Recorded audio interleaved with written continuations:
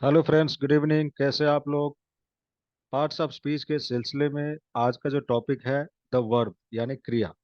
किसी भी लैंग्वेज में सबसे अगर इम्पोर्टेंट कोई शब्द है, कोई पार्ट्स ऑफ स्पीच है, तो वो एक्शन वर्ड है, वर्ब है, क्योंकि उसके बिना कोई काम हो ही नहीं सकता। उसके बिना ना कोई काम होगा, ना कोई काम किया जाएगा। ठीक है। अगर वर्ब्स पता है तो आदमी बाकी चीजों के बिना थोड़ा सरवाइव कर सकता है, मगर वर्ब के बिना कुछ हो ही नहीं सकता। फाइन। सो बेसिकली वर्ब होता क्या है? It's a word that denotes an action, इसलिए इसको बोलते हैं एक्शन वर्ड। जैसे फॉर एग्जाम्पल, और जो वर्ब का ओरिजिनल फॉर्म होता है उसके साथ हम टू लगा के बोलते हैं, जैसे to go, to play, to think, to read. जैसे हिंदी में ना वाले शब्द है, जाना, खाना, हंसना, रोना, पीना, इस टाइप की चीजें। ठीक है। तो आज का जो टॉपिक है वर्ब, इसमें वर्ब से रिलेटेड जितने कॉन्सेप्ट्स हैं हम सारी चीजों को कवर करेंगे। ठीक है। कुछ को डिटेल में और कुछ को इंट्रोडक्शन के रूप में। जो बहुत बड़े बड़े टॉपिक्स हैं उनको अलग वीडियो में किया जाएगा, मगर वर्ब को हम आज के लेक्चर में इतना ही नहीं समझेंगे कि it is just an action word, और कंजुगेशन क्या होता है, बस इतना ही नहीं। Although conjugation is the most important part of a verb, मगर उससे ज्यादा डिटेल में हम करने वाले हैं। ठीक है। फाइन, तो शुरू करते हैं।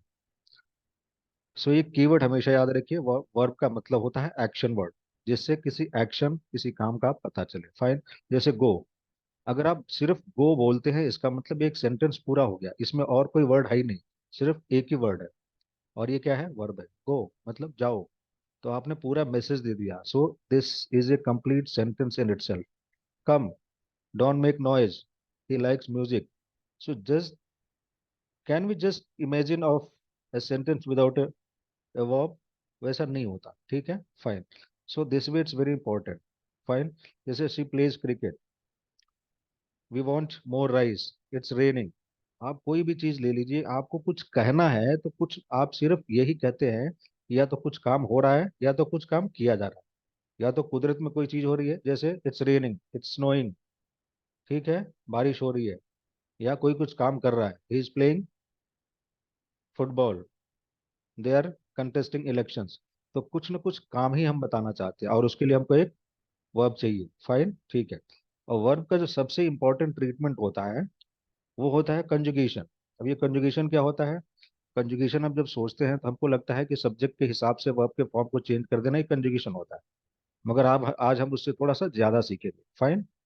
जैसे कंजुगेशन के कई सारे फैक्टर्स होते हैं, उसमें एक जो मेन फैक्टर होता है सब्जेक्ट, और उसको हम सीखते हैं पर्सनल प्रोनाउंस के लिस्ट के हिसाब से। उसके उस टॉपिक पे अलग से वीडियो पड़ा है, चाहे तो जाके देख सकते हैं, but still we are going to cover it even here.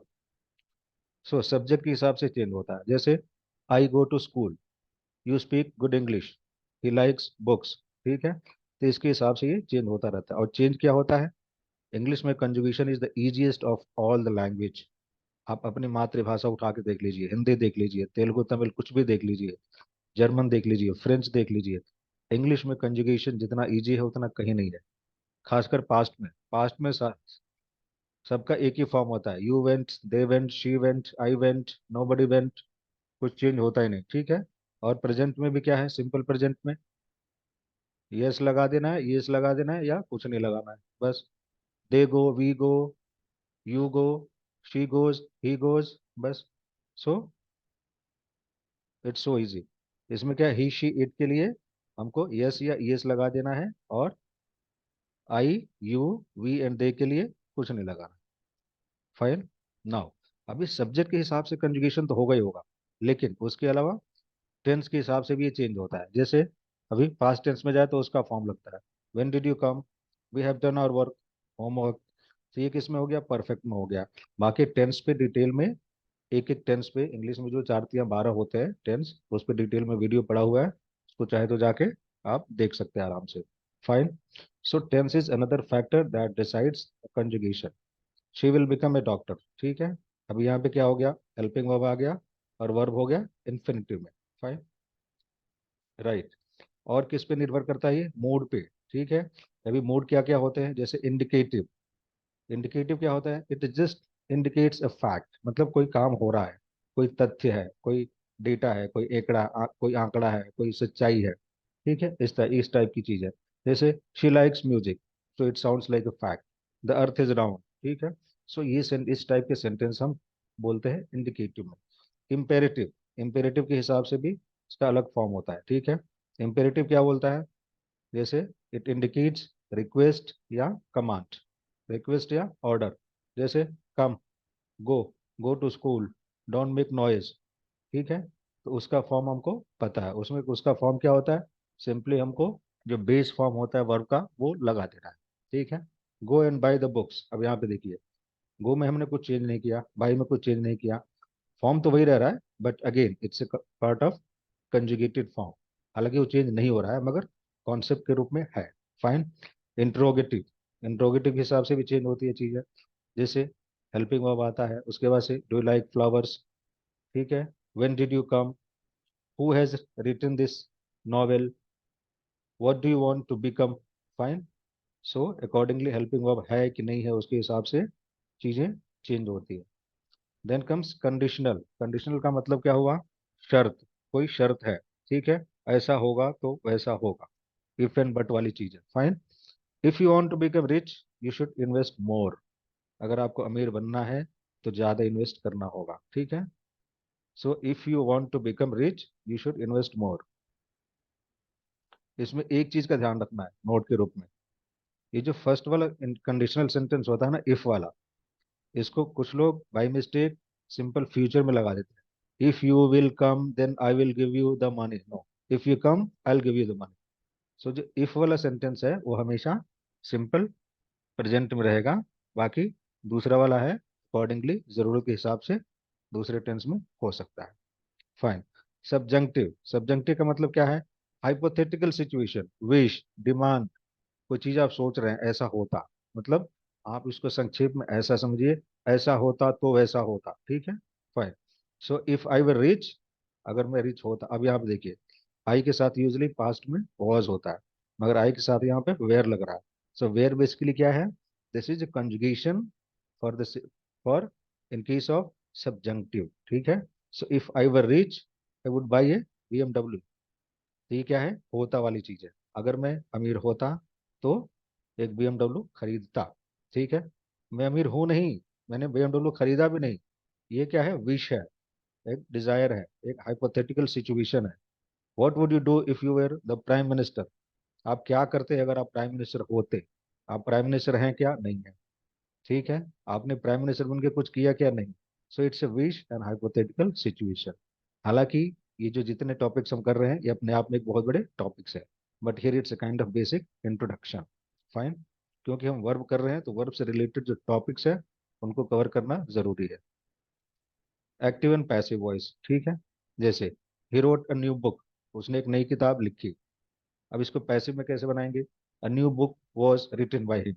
Active passive तो अपने आप में बहुत बड़ा टॉपिक है, उसको अलग से कवर करेंगे डिटेल में। फाइन। आगे बढ़ते हैं। पार्टिसिपल्स, वर्ब का एक सबसे बड़ा जो पार्ट है वो पार्टिसिपल्स भी होता है, ठीक है। पार्टिसिपल होते हैं मेनली दो, एक तो पास्ट पार्टिसिपल जैसे जिसको हम थर्ड फॉर्म बोलते हैं, ठीक है, third form, go went gone, play played played. So जो तीसरा आता है उसको बोलते हैं पास्ट पार्टिसिपल, ठीक है। वो मेनली किस में यूज होता है, उसके कई सारे फंक्शन है।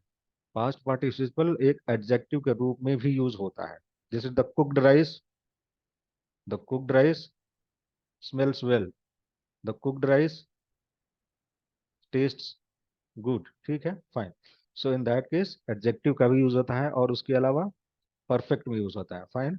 सो this is the third form, जैसे the train has arrive, they have come. Fine. Present participle, this is also very important, ये किस में यूज होता है, ये होता है ING फॉर्म, किसी वर्ब के बेस फॉर्म में, यानी उसका जो इन्फिनिटिव फॉर्म होता है, ओरिजिनल फॉर्म होता है, जैसे गो, कम, उसमें ING लगा देंगे तो वो बनता है प्रेजेंट पार्टिसिपल, ठीक है। ये यूज होता है प्रेजेंट कंटिन्यूअस टेंस में या सारे कंटिन्यूअस टेंस में। फाइन। इसके सिमिलर एक फॉर्म होता है जिरन, ठीक है, जिसमें जो भी ING लगा के बनता है फॉर्म सेम होता है, मगर that is used as noun. जैसे I give you examples, to play is good for health, to play football is good for health. So to play यहाँ पे देखा जाए तो basically it is use as a kind of noun clause, ठीक है तो infinitive form, मगर उसका जो सेंस है वो एक नाउन का काम कर रहा है। उसी को रिमूव करके आप playing is good for health, the moment you say playing is good for health, playing cricket is good for health, so यहाँ पे प्लेइंग क्या है, it is strictly use as a noun, वो नाउन की तरह use हो रहा है। फाइन। जैसे rice is good for health, तो राइस को रिमूव करके आप प्लेइंग लगा सकते हैं। सब्स्टिट्यूशन मेथड से इसको बिल्कुल टेस्ट कर सकते हैं। Fine. Then comes regular and irregular verbs. ठीक ठीक है। अभी ये बहुत सिंपल है। सिंपल पास्ट और पास्ट पार्टिसिपल जिस वर्ब का डी या ईडी लगा के बने वो होता है रेगुलर। ठीक है। जैसे प्ले, प्ले में क्या लगा? सिंपल पास्ट वाला, यानी सेकंड फॉर्म और third form. So play, played, play. Show, showed, showed.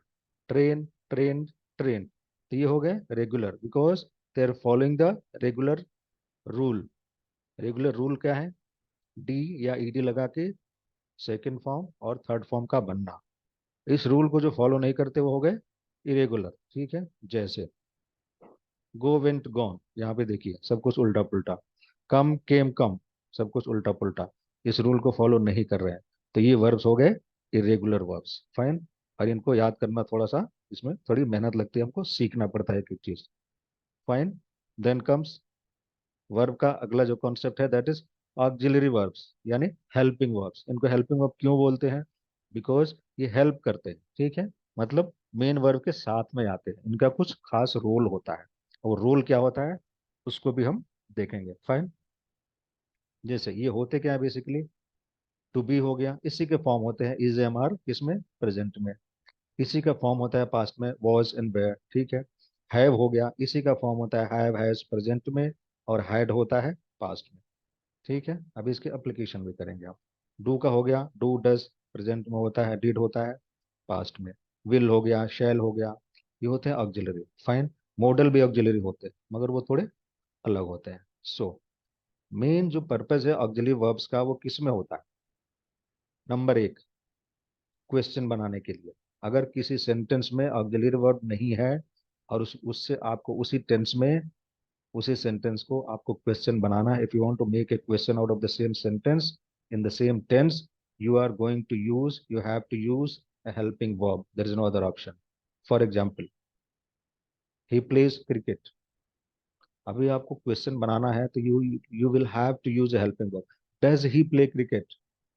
तो does आपको लगाना पड़ेगा, क्योंकि वहां पे हेल्पिंग वर्ब नहीं है। बट कंटिन्यूअस में चले आइए, ही इज प्लेइंग क्रिकेट, वहां पे हेल्पिंग वर्ब है, क्या है? इज। तो हमको अलग से लेने की जरूरत नहीं है, उसको हम क्वेश्चन बिना अलग से ऑक्सिलरी लिए बना सकते हैं। कैसे? ही इज प्लेइंग क्रिकेट, तो क्या हो जाएगा? Is he playing cricket. So एक नंबर पे हमने कर दिया। ठीक है। फाइन। सो नंबर वन, एक नंबर ड्यूटी क्या है हेल्पिंग वर्ब का? क्वेश्चन बनाना। दूसरा काम क्या है? नेगेटिव बनाने के लिए। नेगेटिव सेंटेंस बनाने के लिए भी हमको लगता है I play cricket, I don't play cricket, ऐसे नहीं बोल सकते। I play not cricket, I not play cricket, से नहीं बोल सकते। नेगेटिव बनाने के लिए हेल्पिंग वर्ब चाहिए। अगर नहीं है सेंटेंस में पहले से, तो हमको लेना है। अगर है तो उसके बाद से नॉट लगा देना है। ये चीजें हमने बड़े डिटेल में किया हुआ है टेंस वाले चैप्टर्स में, क्योंकि हर टेंस में हमने positive, negative, interrogative, interrogative negative sentence बनाए हैं। ठीक है। सो वहां से आप रिवीजन कर सकते हैं। जैसे does she not sing, she does not sing. Do you play tennis, she is not coming today. So negative और क्वेश्चन बनाने के लिए यूज होता है। Fine. Transitive and intransitive verbs. ठीक है।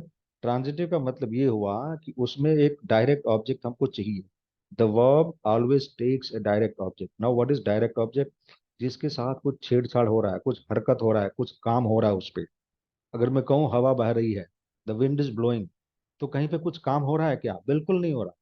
इफ आई से I am sleeping, the child is sleeping, the baby is sleeping, तो कुछ काम हो रहा है क्या? He is just sleeping. You can't say कि वो नींद सो रहा है, ये भी नहीं बोल सकते। ठीक है। तो काम कुछ हो ही नहीं रहा है। That means it doesn't, that word sleep and wind is blowing, blow, it doesn't take a direct object.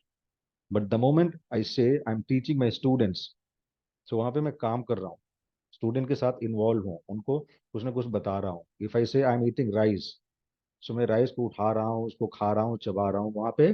So a transitive verb acts upon the object and demands a direct object. जिसके साथ कुछ हरकत हो रहा है, काम हो रहा है, वो ऑब्जेक्ट डायरेक्ट ऑब्जेक्ट होता है। फाइन।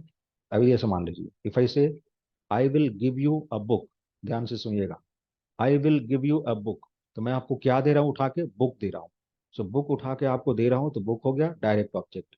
मगर किसको दे रहा हूँ, आपको दे रहा हूँ, I am giving you a book, so you हो गया indirect object. Fine.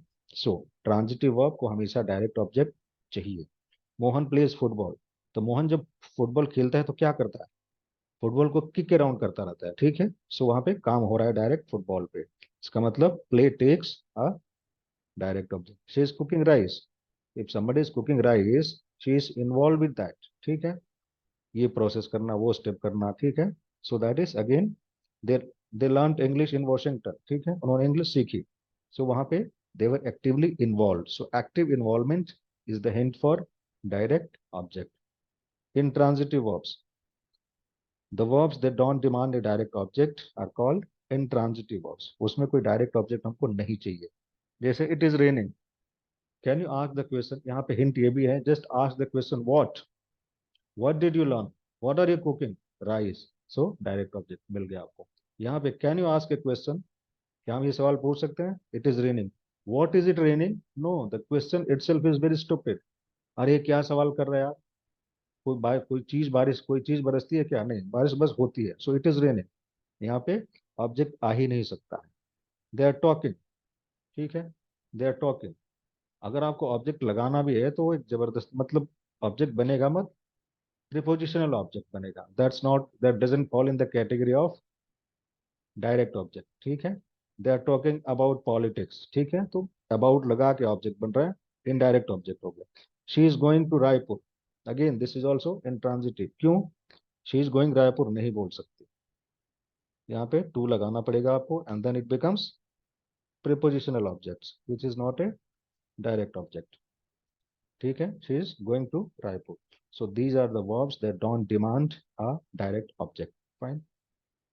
Modal verbs, modal verbs क्या है, किसी वर्ब का स्टेट मोडेलिटी बता रहे हैं, किस सेंस में किस रूप में यूज हो रहा है, उसमें क्या एडिशन कर रहा है वो, ठीक है, किस सेंस का किस भावना का एडिशन कर रहा है, वो चीजें बताते हैं मॉडल वर्ब्स, ठीक है। There mainly can, may, must, would, should, could, ये अपने आप में एक बहुत बड़ा टॉपिक है, इसके लिए इसको अलग से करें। Fine. Dynamic and stative verbs, ठीक है।